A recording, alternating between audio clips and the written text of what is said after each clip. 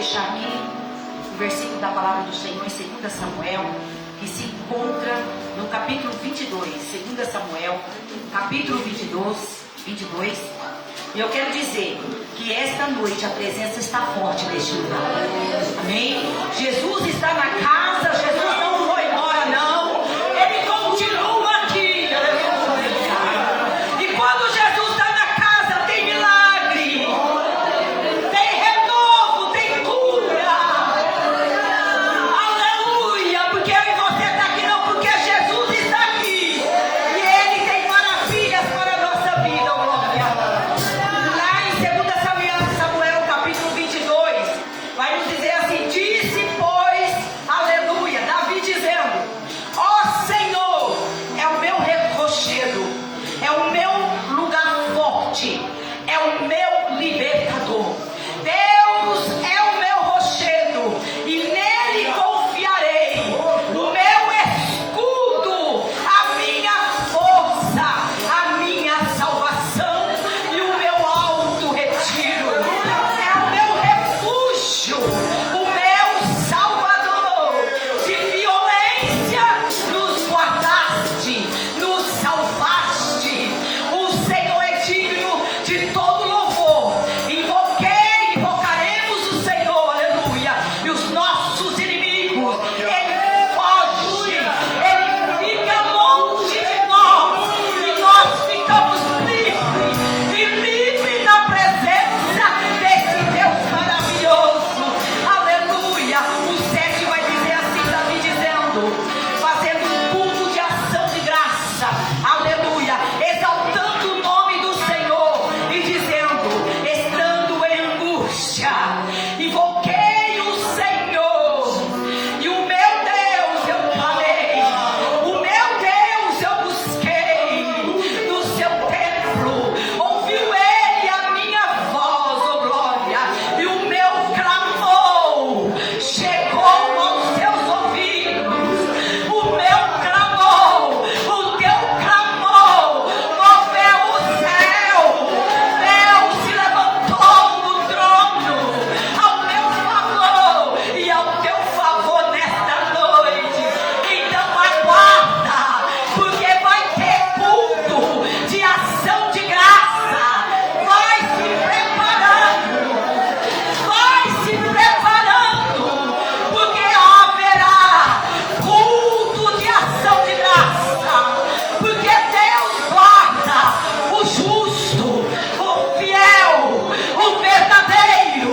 O Senhor guarda a tua casa, a tua família, os teus filhos. Então haverá surpresa, haverá culto de ação de graça na tua casa, diz o Senhor nesta noite. Glória a Deus, agradeço a oportunidade. Em nome Ainda sobre os seus pés, irmãos, aguenta um pouquinho aí. Quero aproveitar aqui o presbítero Edilson, estará orando ao Senhor. E já estaremos ouvindo mais uma porção da palavra de Deus. Todos querem ouvir a voz do Senhor aqui. Aleluia, Deus tem uma palavra. Abra o teu coração e deixa a palavra penetrar, porque eu tenho certeza que quando essa palavra produz, ela entra na tua alma, no teu coração, vai produzir algo no mundo espiritual, em nome de Jesus. Cumprimento os irmãos com a paz do Senhor. Chega aqui, pastor. Coloque-se em pé, vamos adorar o Senhor e orar, pedir que o Senhor nos dê da tua palavra mais um pouco ainda. Seu Deus, neste momento, ó Pai, estamos colocando diante do Senhor o teu servo, Pai. Agora o Senhor já tem usado tantas vezes, ó Pai, e hoje eu tenho certeza que não é diferente, porque o Senhor já tem uma palavra, Senhor, no coração do teu servo para entregar para a tua noiva, para a tua igreja.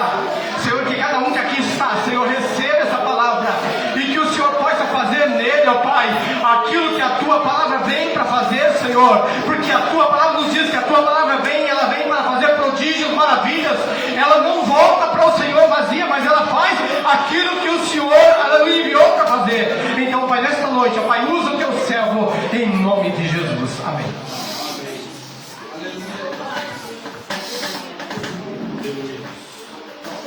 Quero saudar a todos com a paz do Senhor. Amém. Uma alegria muito grande de estar novamente neste lugar. Aleluia. Sinta a presença do Senhor. Aleluia. Glória a Deus. Agradeço ao pastor Sandro pelo convite. E eu gostaria que você abrisse as vossas Bíblias em Deuteronômio, no capítulo 1. Esta palavra que Deus já colocou no meu coração há 2 semanas atrás. E eu fiquei muito feliz que Deus confirmou esta palavra através da missionária e através da minha esposa. E vamos falar de famílias. Nós estamos hoje aqui para falar de famílias. E de famílias que não deram certo. Porque as famílias não dão certo se não tiver no caminho do Senhor. Todos com um projeto e um objetivo. Deuteronômio, capítulo de número 1, versículo 1. A palavra de Deus nos diz assim. O título diz assim: o discurso de Moisés na planície do Jordão. Estas são as palavras que Moisés falou a todo Israel da além do Jordão, no deserto, na planície, defronte do mar de Surf, entre Parã e Tofel, e Labã e Hazerote, e diz a Abe: 11 jornadas desde Herodes, caminho das montanhas de Seir até Cades Barneia. E sucedeu que no ano 40º, ou seja, após 40 anos, do mês 11º do primeiro dia do mês, Moisés falou aos filhos de Israel, conforme tudo o que o Senhor lhe mandara acerca deles. Vamos mais para frente. Deuteronômio, capítulo de número 17. Nosso texto base nesta noite, quando falamos de família, é este texto. Deuteronômio, capítulo 17. Aleluia. Glórias a Deus. Aleluia. Aleluia. E o versículo 14. O título agora diz assim: a eleição e os deveres de um rei. Quando entrares na terra que te dá o Senhor, teu Deus, e a possuires e nela habitares, e disseres: porei sobre mim um rei, assim como tem todas as nações que estão em redor de mim. Porá certamente sobre ti como rei aquele que escolher o Senhor, teu Deus. Dentre teus irmãos porás reis sobre ti. Não poderás pôr homem estranho sobre ti, que não seja dentre os seus irmãos. Porém, não multiplicará para si cavalos, nem para voltar o povo ao Egito para multiplicar cavalos, pois o Senhor vos tem dito: nunca mais voltareis por este caminho. Continuando no 17: tampouco para si multiplicará mulheres, para que o seu coração não se desvie, nem prata, nem ouro multiplicará para si. Podeis acertar. Lembrando que não é proibido dar glórias a Deus nesta noite. Quando nós vemos esse texto, e hoje como um culto de família, nós vamos falar de famílias. Aquelas que deram certo e aquelas que nem tanto. Mas se nós voltarmos para a palavra de Deus, a família já não deu certo desde o início. Porque quando ele institui o homem e a mulher num jardim que ele criou com tanto esmero, com tanto cuidado, com tanta abnegação, com todo carinho, ele coloca 2 seres viventes, ele chama o homem de semelhança dele, ele cria com todo amor, e vendo ele que a mulher precisaria da mulher, porque era bom que o homem não vivesse só, não deu certo. Não deu certo por quê? Porque primeiro, e aí eu falo para pais, para maridos nesta noite, e Você, jovem, calma que vai chegar a sua hora, o que a palavra tem para nós esta noite.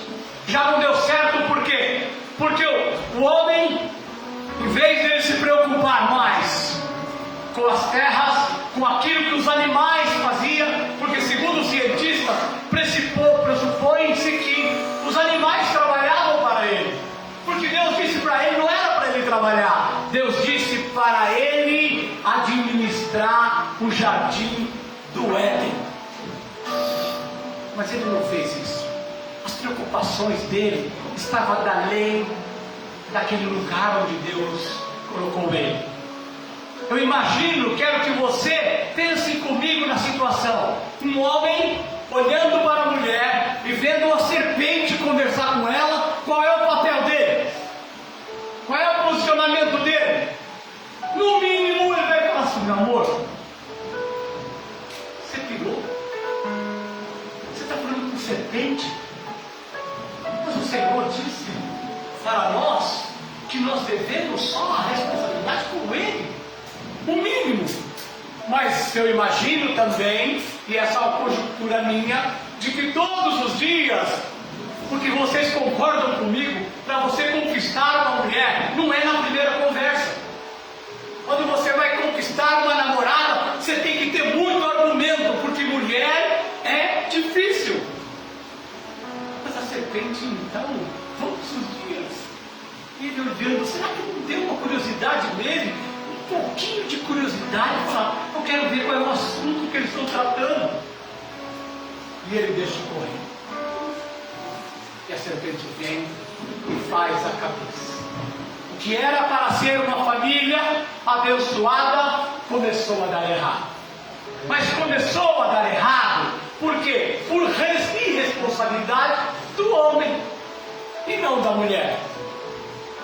No transcorrer vai acontecer coisas, como vocês sabem, que a serpente a seduz e ela come aquele fruto por indução da serpente.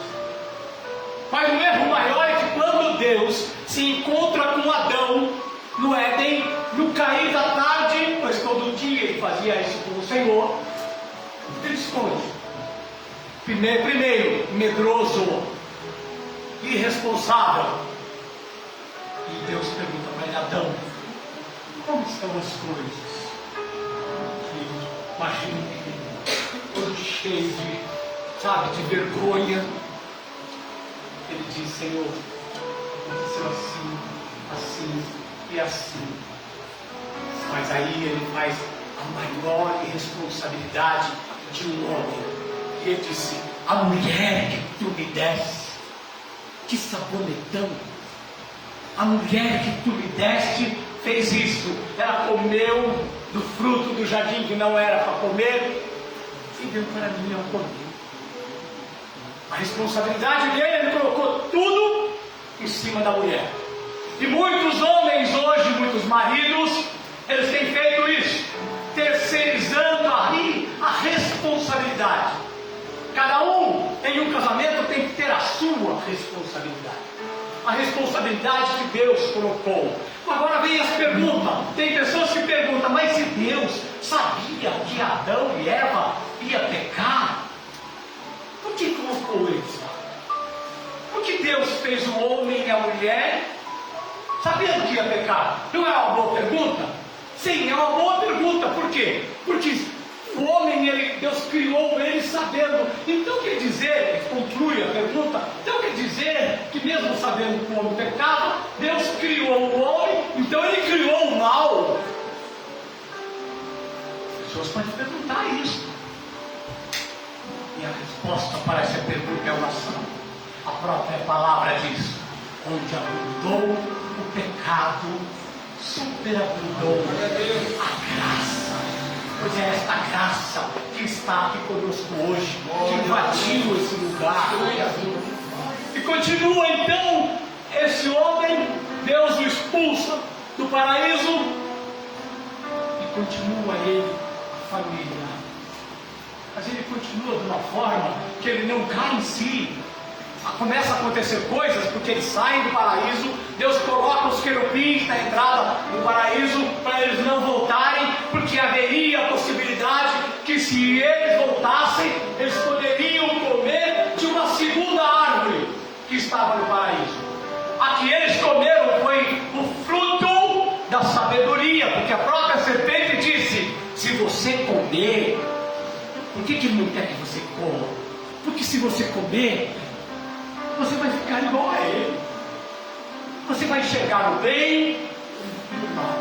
Mas se ele comesse da outra árvore, que é a árvore da vida, por isso Deus expulsou o homem do paraíso, porque ele comeria da árvore da vida e não morreria jamais. Que era esse o projeto de Satanás para o homem. Mas Deus corrige algo no coração do homem. Ele chama os três para dar a sentença. E a primeira sentença que ele dá é do homem: comerás do suor do seu rosto. Homens, você tem que suar a camisa, porque você tem que ser o sacerdote do seu lar. Deus não atribuiu a esposa, a mulher, a sacerdotisa do lar. Quem responde pela casa ainda é homem. Meninos, jovens, entendam isso. Não existe esse negócio em um relacionamento: eu pago isso, você paga aquilo. Satanás colocou isso: meu dinheiro, teu dinheiro, não existe. Isso foi coisa que Satanás colocou para que os casamentos não dêem certo. A serpente continua a trabalhar para que não dê certo. Quer dois em uma só carne. Então o dinheiro teu é o dinheiro dele. Eu estou fazendo esse ano 42 anos de casado com a mesma mulher linda e maravilhosa. Mas até hoje nunca existiu, quem me conhece há muito tempo conhece e sabe, nunca existiu o meu dinheiro. Todos nós dois trabalhamos a vida inteira para um único objetivo: manter o nosso lar. Mas ela como adjutora. Bom, e aí Satanás já estava dando da razão. Ele começa só a assistir, porque ele sabia que Deus ia colocar para fora o homem, porque aquele jardim era jardim para quem não pecasse, para o semelhante criado para ser um homem perfeito, uma mulher perfeita. Aí ele chama, Deus chama então a serpente. E aí eu chamo a sua atenção para a sentença da serpente. É essa que nós vamos lembrar sempre até que ele volte. A serpente diz assim: rastejarás. O que pressupõe que a serpente ela ficava no mesmo nível. Ou seja, ou ela subia em uma árvore ou ela voava. Porque a sentença foi essa: rastejarás. E nascerá da mulher um que pisará a cabeça da serpente. Só que quem estava lá? O meu Jesus, o teu Jesus, aquele que está hoje, nesta noite, nesta casa. Ele já estava lá, porque ele já prometeu lá a redenção para nós nesta noite. Por isso ele é o nosso Redentor, Salvador e Senhor. Para as mulheres, o que poderia ser mais brando não foi. Sinto muito entristecê-lo, porque eu acho que deve ser horrível uma vez por mês ter a tal da TB. Eu adotei uma regra. O dia que a minha esposa estava de TB, ela estava lá e eu estava na cozinha. Se ela estava na cozinha, eu estava no quarto. Se eu estava no quarto, ela estava na sala. Se eu estava, aí eu saía, vou para o banco. Porque eu sei que nós homens não aguentaríamos duas coisas: ter filhos. Imagine você ficar 9 meses, o incômodo no seu ventre, 9 meses, e sabendo que a partir do momento que o fruto, o seu fruto, ele não ia deixar você dormir nunca mais. Não é assim, mães? Nunca mais. Essa foi uma sentença. Mas a mulher teria filhos. Já não teria dois. Mas essa foi a sentença para ela. Segue-se a nação. Segue-se a nação. E continua então. aí nós vamos ver as famílias que não deram certo, ou quase deram certo. Vamos ver mais para frente. Todo mundo concorda que Abraão era um homem fiel a Deus, correto? Sim. Todo mundo concorda. Abraão, um homem fiel a Deus. Mas ele era fiel. Mas era fiel porque quando o Deus diz a ele: pega o moço, sobe ao monte e leva seu filho e ofereça-me sacrifício. Ele não dá boa, ele não perguntou se estava certo, se não estava, ele falou: vamos lá, vamos embora. E todo mundo nós achamos assim: Abraão é fiel. Abraão é fiel. Só que antes, porém, tem um episódio na Bíblia que diz que ele era tanto assim também. Porque Sara não podia ter filhos. E como é que ele consente dormir com a serva, sabendo que uma ia confrontar? Imagine você, Sara. Quantas Sara? Tem um monte de Saras aqui. Imagine você, Sara, você olhar todo dia, em vez de você deitar com seu marido, a sua serva ir lá para deitar com ele e dizer assim: ó, ela vai dar à luz a um filho que vai herdar a herança do pai. É a mesma coisa que cravar uma espada no peito, sim ou não? Quem é que poderia dizer: Senhor, eu creio em ti, eu não preciso de uma serva para ter um filho? Quem era? Não era Abraão? Então significa que a família também deu quase certo. Porque depois que nasce Isaac, aí as coisas começam a mudar. Mas primeiro Deus provou de quem seria Abraão. Segue-se a humanidade. Quando chega lá na frente, Isaac e Rebeca, a história se repete. Rebeca era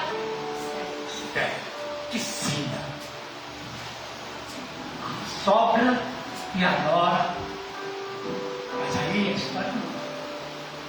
Estava tudo bem. Ela tem filhos, só que os filhos nascem grudados no pé do outro, no calcanhar do outro. Mas o que acontece? Ah, pastor, por que não deu certo? Deu quase certo. Quase certo porque Isaac, na sua velhice, ele queria comer um guisado. De quem? Das mãos de quem? Do seu primogênito Esaú. Quem é que vai dar o guisado para Isaac, já cego, para ele comer? Jacó. Já não deu certo.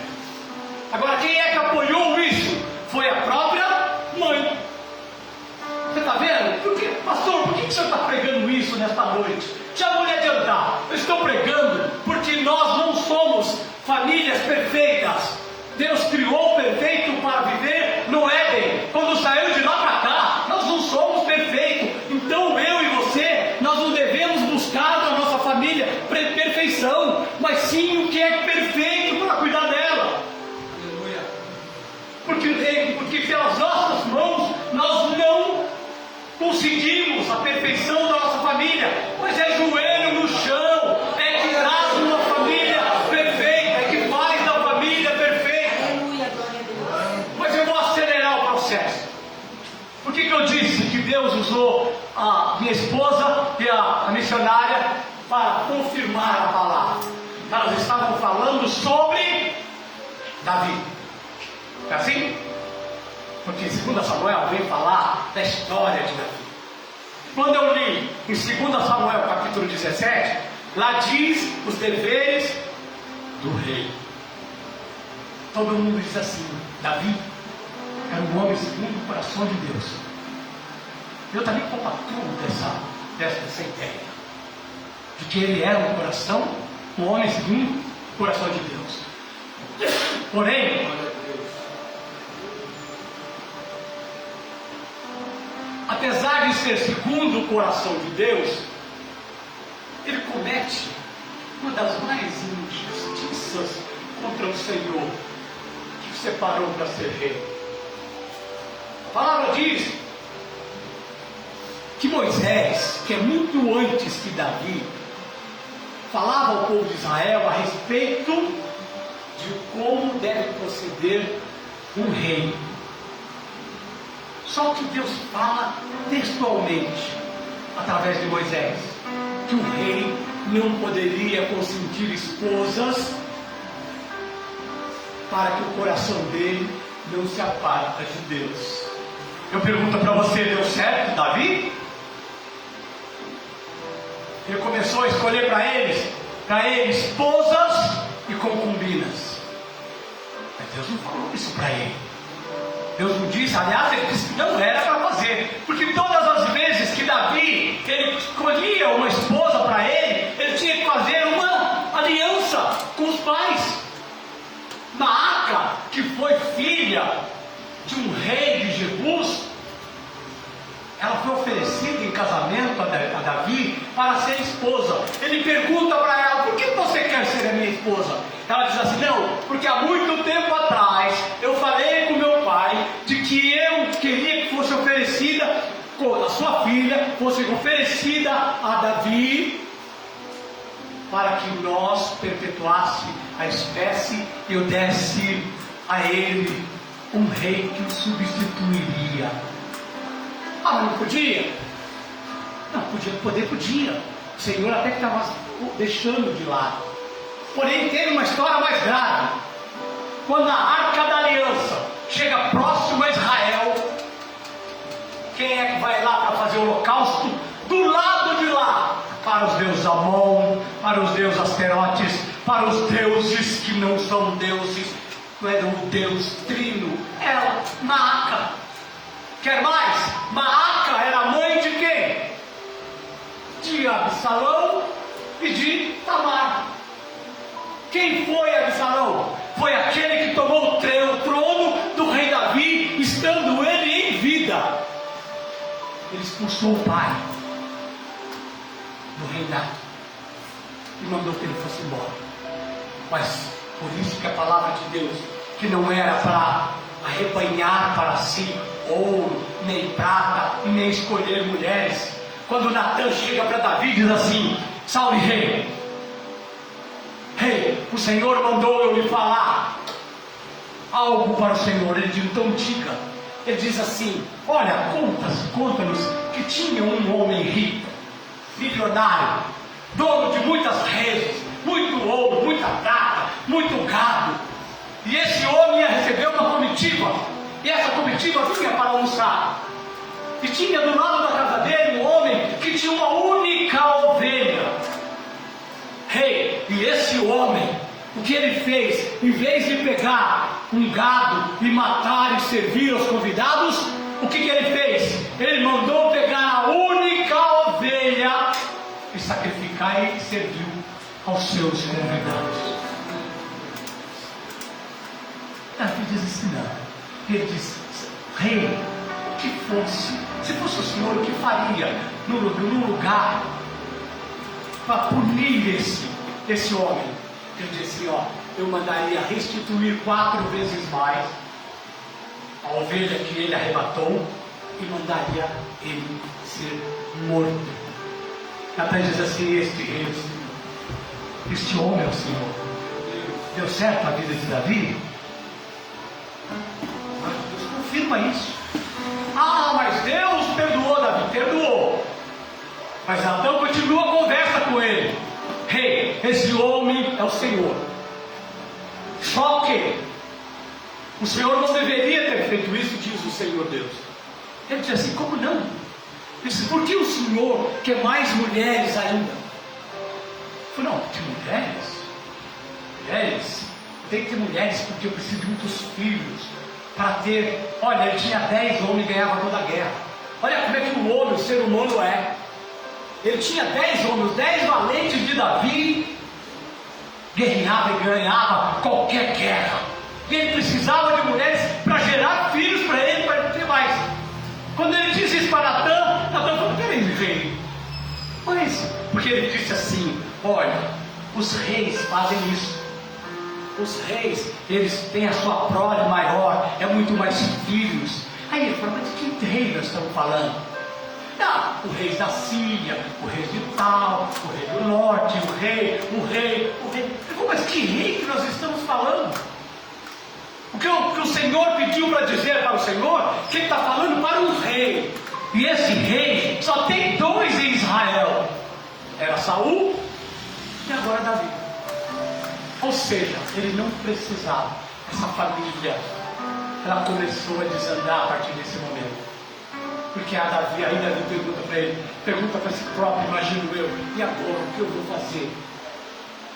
Natan diz assim, mas o Senhor diz que ele vai lhe perdoar. Porém, aí vem outra sentença para o homem. Porém, ele diz que nunca mais se apartará a espada da sua família. E foi isso que aconteceu. Mais uma vez, uma família que não deu certo, justamente por causa do olho grande de uma pessoa que achava que tudo podia. E nós, meus irmãos, como família, nós temos que investir na nossa família. Que Deus manda dizer esta noite: não desista do seu filho, invista na sua família. A sociedade de hoje, ela está investindo em carro, terreno, casa, em viagem, e isso e aquilo, mas está esquecendo de investir na família. Existe um estudo, foi perguntado por que é que o jovem ele decide ir para as drogas.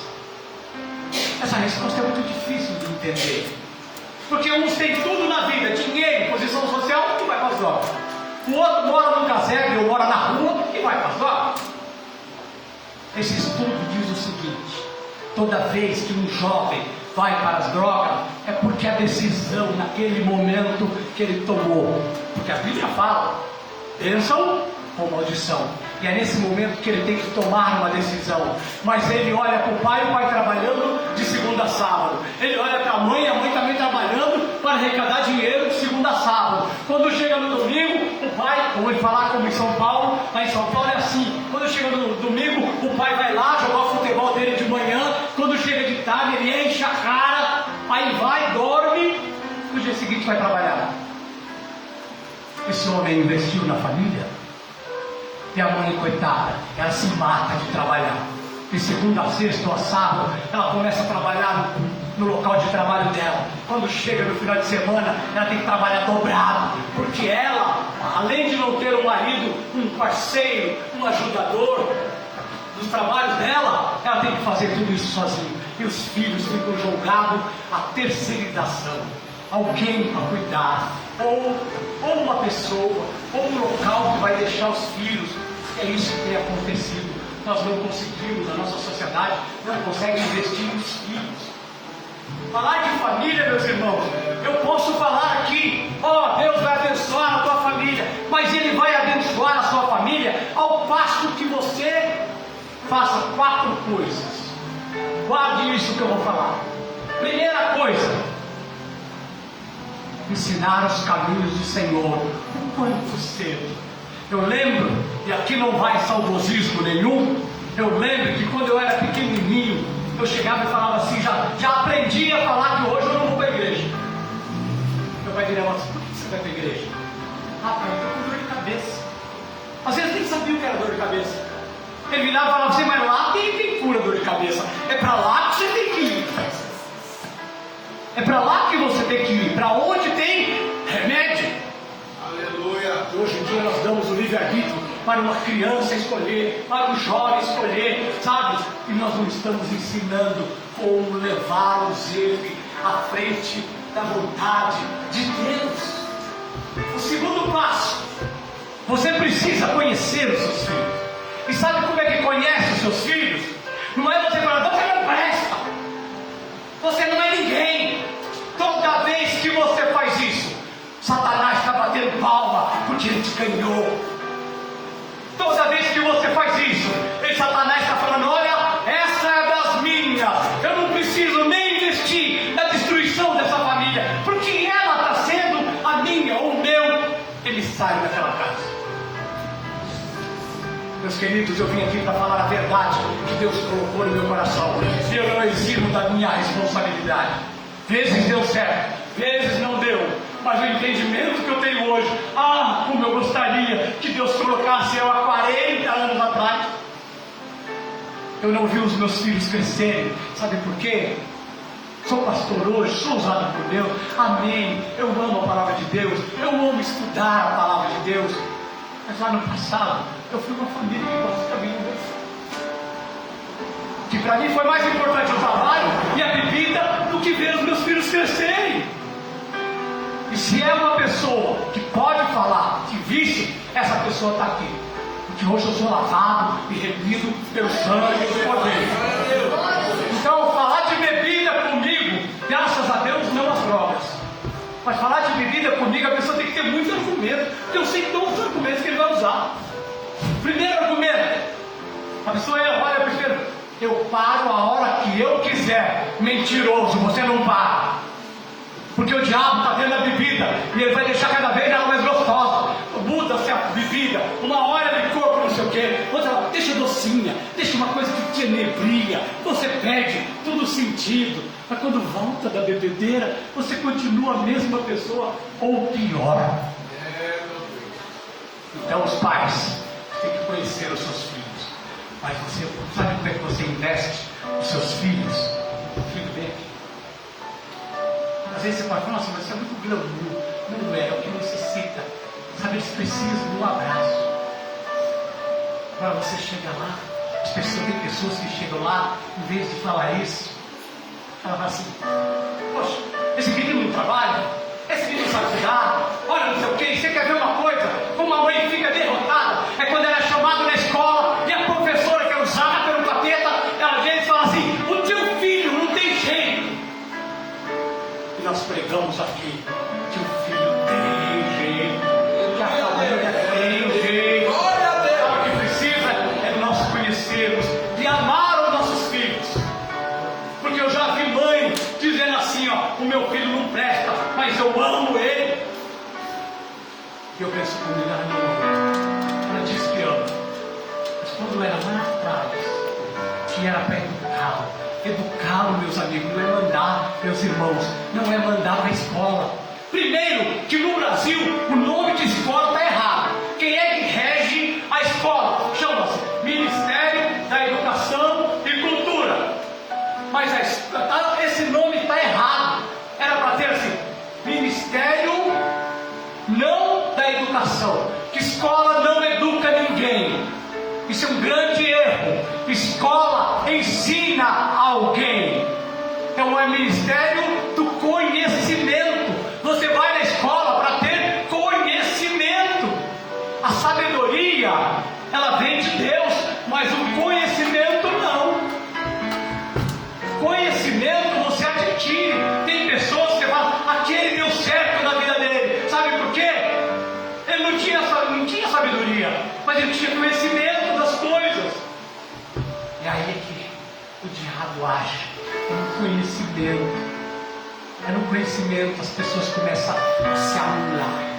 E acham que a escola vai dar a educação que ele não tem em casa. A educação é no lar.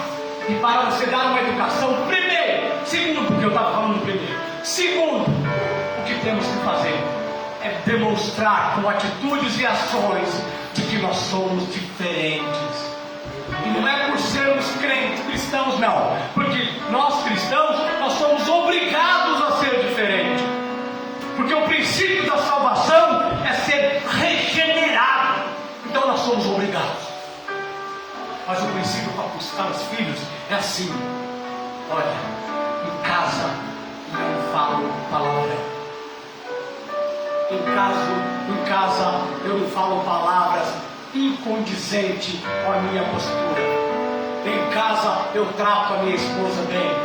Eu trato meu marido bem. Eu trato ele com amor.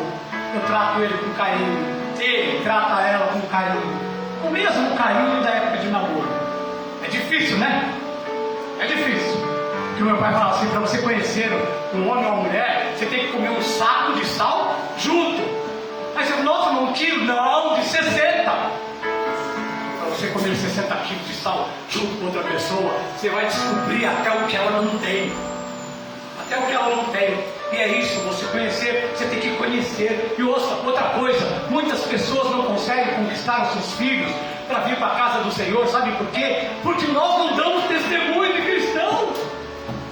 Como é que ele veio aqui? Ele falou, não, mas eu vou lá para ser igual meu pai, minha mãe. Eu não vejo diferença. Testemunhar significa demonstrar em casa que eu sou lavado e remido pelo sangue do Cordeiro. Eu me enchi de alegria um tempo atrás que o meu filho mais novo, ele disse assim, pai, eu tenho orgulho de falar, olha que lindo, e eu não estou falando, a honra e a glória é do Senhor, longe de mim de querer tirar prova disso, que ser não, sou pecador, do mesmo jeito que todos aqui, buscando sempre a regeneração, para alcançar o céu. Mas olha que alegria, ele falou assim, eu tenho honra de falar que o meu pai é pastor, e a minha mãe é missionária. Eu comigo, Senhor. Aleluia. Que eu desça para que tu cresça. Que é a coisa mais gostosa você ouvir isso. Meu pai e minha mãe, eles dão testemunho do cristão. Agora, como é que você vai dar testemunho do cristão se você não age como cristão? Outra coisa. Como conquistar o seu filho ou a sua filha? Tornando-se amiga dela ou dele. Quando ele vê, ou ela vê, que a mãe é mais amiga do que mãe, ela começa a se abrir. Ela vai ser confidente. Ele vai ser confidente. Que ele acha que você está ali para ajudá-lo. Agora, se você começar, como diz, tem uma palavra que fala, espanar a rosca, sabe? A porta, você vai apertar para espanar a rosca. Quando você começa a fazer isso, você está perdendo o respeito. Você está perdendo aquele que seria o seu amigo, a sua amiga. E aquele que é amigo e amiga, ele começa a contar os segredos. Aí que está o detalhe, meus irmãos. É você saber o segredo dos seus filhos. Ele pode dizer, mãe, eu estou tão triste. Filho, o que foi que aconteceu? Mas não leve o primeiro a palavra de Deus para falar com ele. Você deve levar, mas naquele momento ele não quer dizer, que ele vai para o inferno. Não, ele quer ouvir dizer assim, você tem jeito. O Senhor vai te abençoar, que você vai passar dessa. Quando eu ia na escola dos meus filhos, eu chegava lá, às vezes eu ouvia coisa que, olha, ele é um líder, ele gosta de fazer turminha na escola, olha e tal. Ontem ele matou a aula e foi para a rua, um monte de menino, matou a aula só para ir passear. Como eu cheguei em casa? Eu chegava em casa também, porque eu não tinha essa consciência que eu tenho hoje. Chegava e falava, escuta aqui, você quer ser burro para sempre? Eu afastava ele de mim. Como é que é? Nossa, você é líder, tu o quê? Você está ganhando quanto para ser líder? Não é assim que os pais falam? Mas sabe por quê? Porque o estresse chegou num ponto que a primeira coisa que você tem que fazer, que você faz, é igual a chaleira que está em ponto de ebulição. Você tirou a tampa e se queima a mão. Nós devemos ser diferentes. A mansidão faz parte do fruto do Espírito. E olha que eu falei um e são 9. A mansidão em lar. Outra coisa, quando eles trazem os amigos, alguém para conhecer, uma menina que o rapaz traz, trate ela com respeito, com carinho.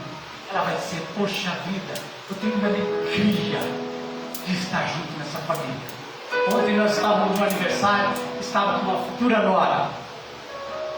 Você via no olhar dela que aquele ambiente a atraiu de tal forma que a felicidade estava estampada no olhar dela, no semblante dela. Isso é conquistar, é investir na família. Quem não investe na família está investindo aonde? No mundo. Nós precisamos pensar. E agora vem para os filhos. Eita glória! Meninos e meninas que estão aqui, moças e moços. Também tem um detalhe também. Eu disse a respeito de Davi. Mas agora eu vou contar uma historinha para vocês, bíblica, a respeito do filho de Davi, o filho de Maaca. Lembra que eu disse que Maaca teve 2 filhos? Ela teve Absalão e teve Tainá.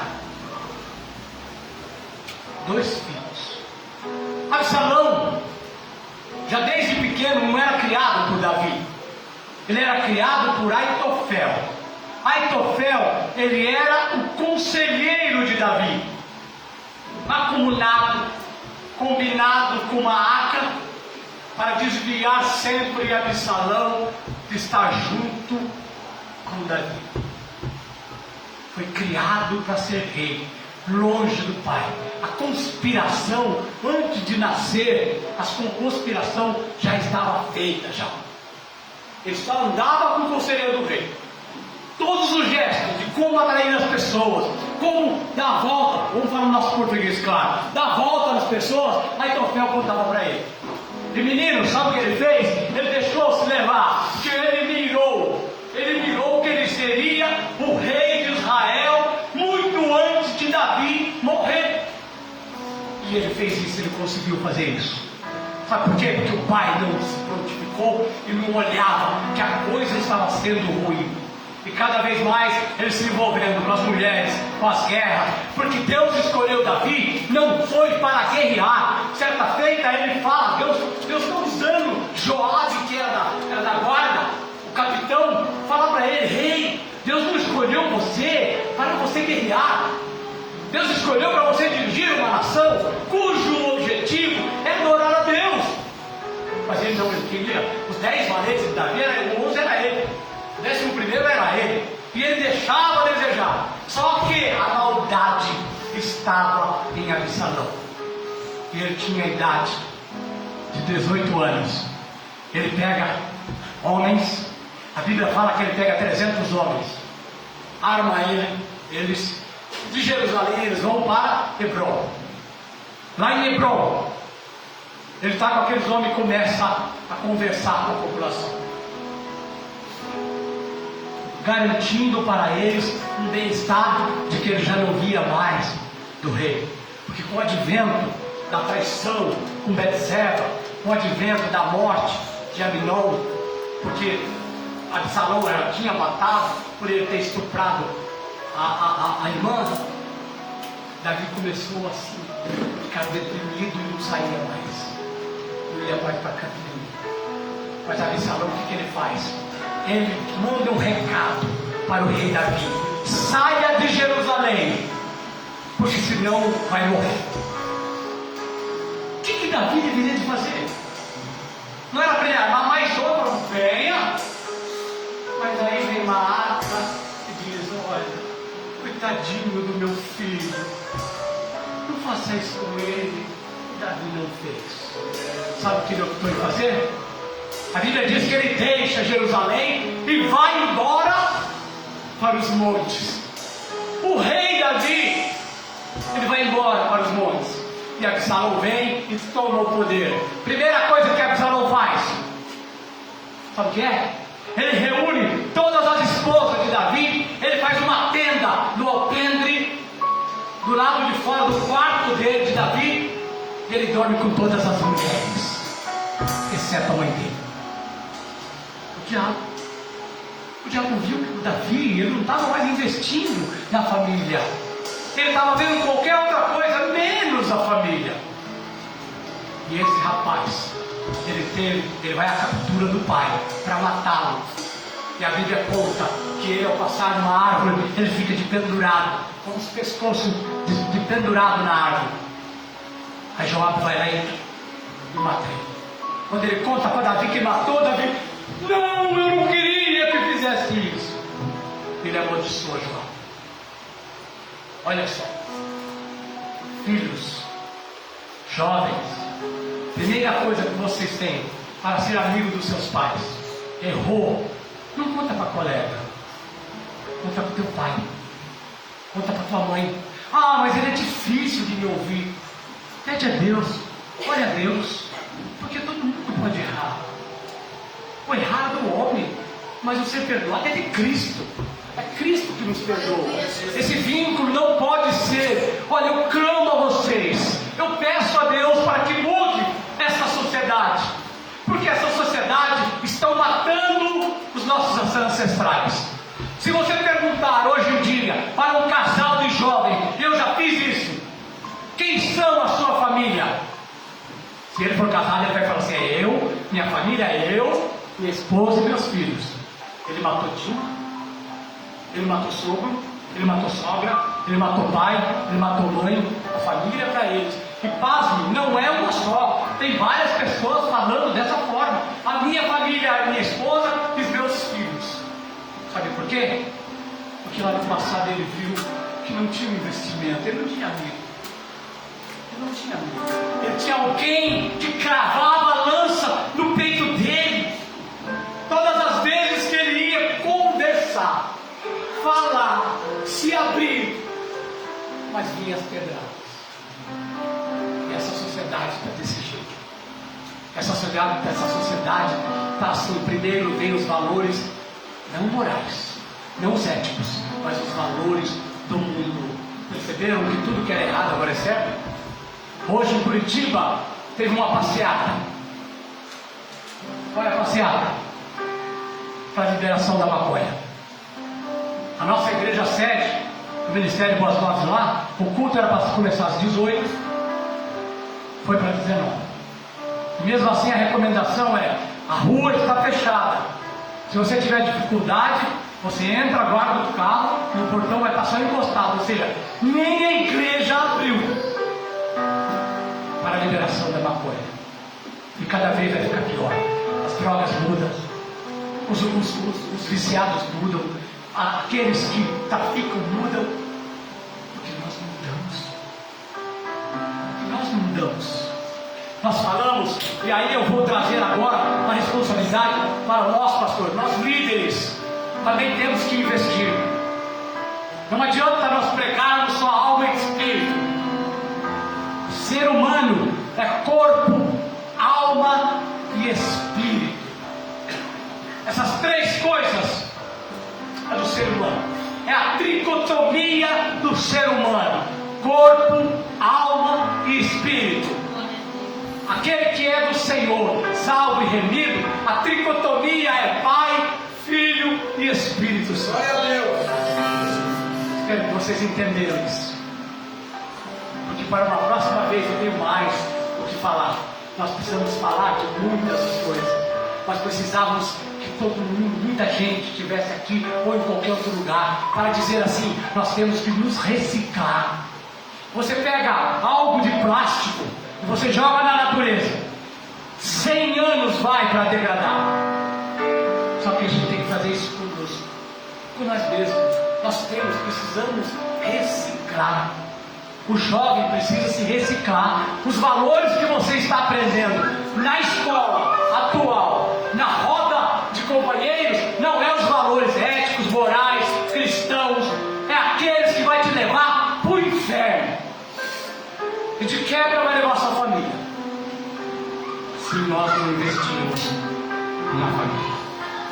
Podemos orar, pastor? Esta palavra ministrada nesta noite, eu tenho certeza que tocou corações de pais, de mães, e que precisa reciclar, que precisa mudar uma postura em relação aos filhos. Eu gostaria de convidá-los, vamos ficar em pé.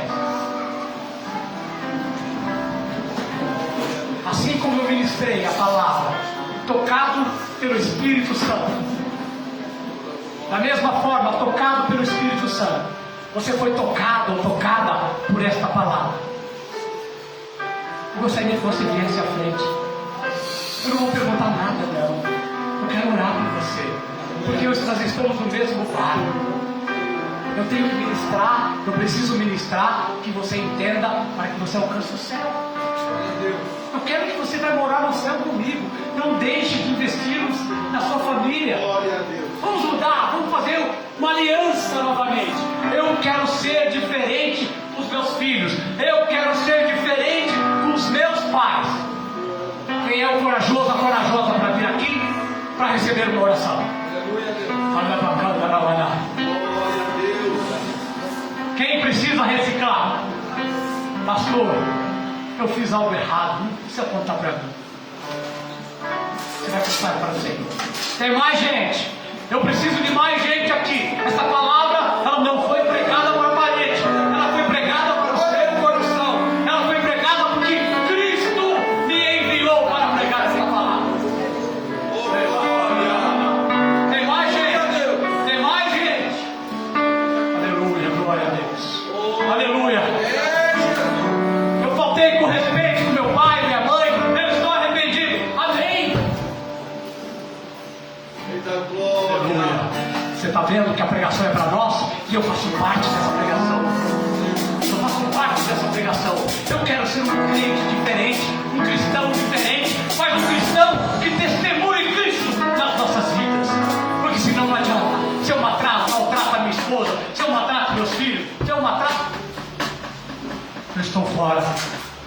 conceitos bíblicos e espirituais.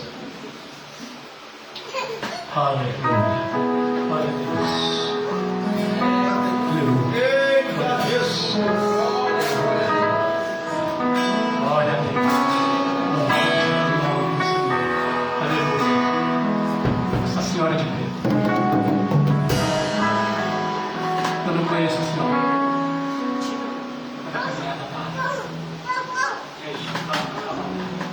Parecia que eu via uma mão ensanguentada, cravejada da cruz em cima de ti, demonstrando: esta é minha filha, em quem tenho me comprado. E eu creio que esta palavra fará diferença na sua casa. E gostaria muito de saber que muito em breve você possa estar dizendo: eu e a minha casa servimos ao Senhor. Não é servirmos, mas nós precisamos mudar. Você é o elo desta família. Aleluia. Você tem um amor multiplicado para a honra, para a glória do Senhor de Deus. Irmãos, também preciso fazer uma pergunta antes de orar. Há alguém aqui em nosso meio que não é crente? Há alguém que não é crente? Levante a mão. Eu não vou diminuir você, não. Não. Eu só quero saber se você já entregou a sua vida nos caminhos do Senhor, assim como eu um dia fiz. Eu levantei as minhas mãos, não porque eu gostei da pregação, é que eu fui tocado pela pregação. Porque a boca natural é minha, mas a ação é espiritual. Segundo, você que outrora estava ou está desviados do caminho do Senhor, por algum motivo, você não tem caminhado com Jesus. Eu gostaria que você levantasse a mão. Levantasse a mão. Da mesma forma, eu vou orar por você, crendo que você terá uma nova vida, uma nova experiência. Aleluia. Alguém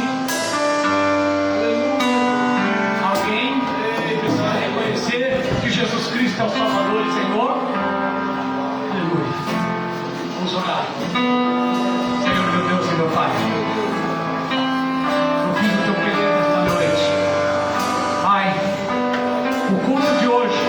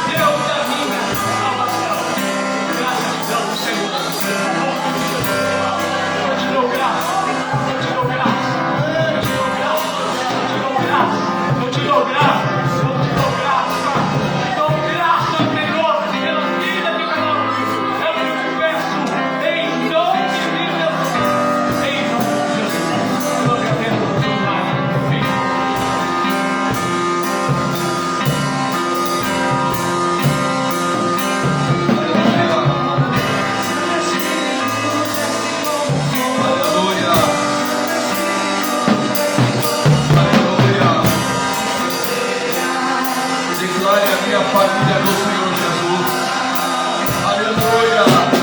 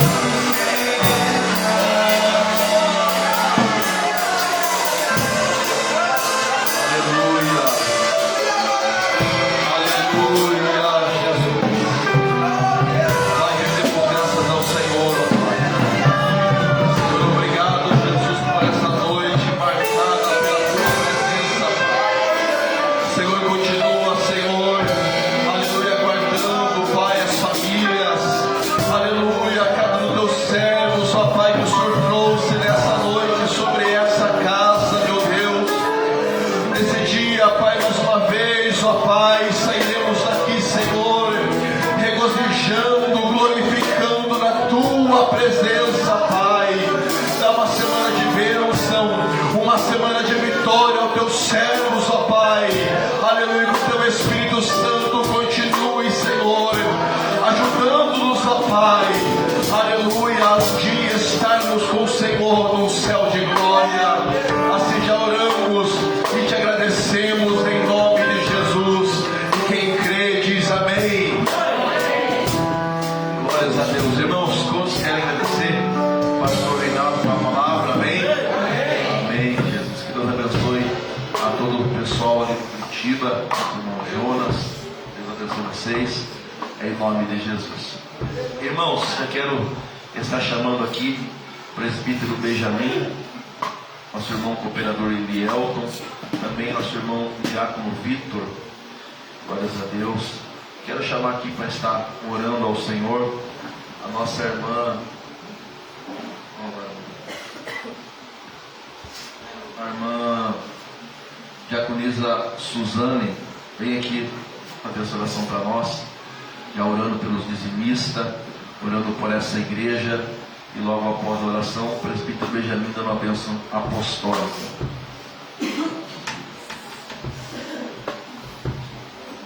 Irmãos, já estava esquecendo. A missionária ali trouxe bombom 3 por 12. Isso? Aceita Pix, cartão, amém? Da obra missionária, tá? Deixa Deus usar vocês aí. Cumprimento a igreja na paz do Senhor Jesus, amém? Nós estamos orando pelos irmãos aí, dizimistas e ofertantes da casa do Senhor, que Ele está deixando uma palavra aqui no livro de Lucas 22 ao 25, que diz assim: aconteceu que num daqueles dias entrou ele num barco em companhia dos seus discípulos e disse-lhes: passemos para a outra margem do lago, e partiram. Enquanto navegavam, ele adormeceu, e sobreveio uma tempestade de vento no lago, correndo eles o perigo de sossobrar. Chegando-se a ele, despertaram-no, dizendo: Mestre, estamos perecendo.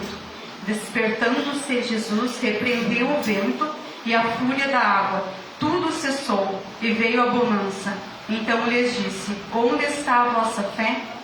Eles, possuídos de temor e admiração, diziam uns aos outros: quem é este que até aos ventos e às ondas repreende e lhes obedece? Feche seus olhos nesse momento. A palavra está bem clara, né? Se nós estamos aqui, nós servimos a um Deus forte, que até os ventos e as ondas do mar faz cessar. Use a sua fé nessa semana, nesse final de noite. Creia o Senhor e Ele pode fazer cessar as tormentas e os ventos. Oremos para esse início nessa noite. Soberano Deus, eterno Pai, todo-poderoso, é no nome santo do Senhor e Salvador Jesus Cristo que aqui diante do teu santo altar, Pai querido, está aqui na frente, Pai, os dizimistas e ofertantes fiéis da tua casa, Pai. A obra é tua, Pai. O Senhor abriu essa porta, Pai, para que a alma se chegasse aqui como uma vez eu cheguei, Pai, e escutei a tua palavra, e a tua palavra entrou no meu coração e o Senhor fez morada. Pai querido e amado, o Senhor sabe a necessidade de cada um, até de quem não pode lhe ajudar, mas tem o desejo de ser dizimista fiel da tua casa. Abre portas, Pai, abre portas do céu, derrama bênção, saúde, Pai, para teus filhos, para que eles possam continuar trabalhando. Abençoa o trabalho deles, a vida deles, a família, a casa, que nada venha a se faltar. É o que eu te peço e já lhe agradeço, com certeza que o Senhor ouve, que o Senhor responde, porque o Senhor é fiel. Agradeço a oportunidade. Glória a Deus, né? Que maravilha, né? Culto abençoado, né? Primeiramente, agradecer a Deus, como eu sempre costumo dizer, você nunca perde a oportunidade, né? E você não tem perdido a oportunidade. Graças a Deus, glória a Deus, continue nesses caminhos, se esforçando, porque através de você vir para a igreja, Deus transforma, Ele cuida na nossa vida. A nossa vida é transformada em nome do Senhor Jesus. Quero saudar a igreja com a paz do Senhor Jesus? Amém. Glória a Deus e aleluia pela vez. Eu faço da tua mão, que a graça do nosso Senhor Jesus Cristo e a consolação do Espírito Santo seja com todos, e todos nós dizemos amém. Salve o irmão com a paz de Jesus.